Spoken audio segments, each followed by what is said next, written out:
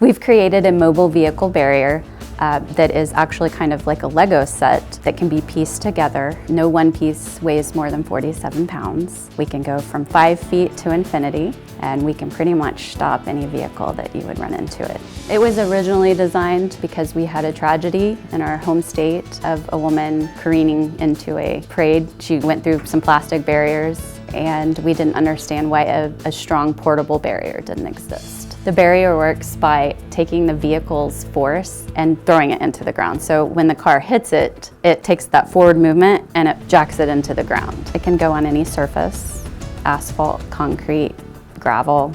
That takes no special equipment to move it. Then our product can be hit numerous times, crashed into, and dusted off and put it right back up. 20 feet of it can be set up in a matter of about 5 minutes by 3 able-bodied people. If they needed to quickly block off a road, set up a secure perimeter that a vehicle might penetrate. This has been a great event.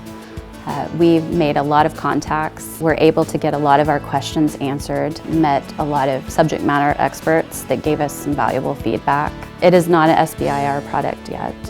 We do hope to submit for the next cycle.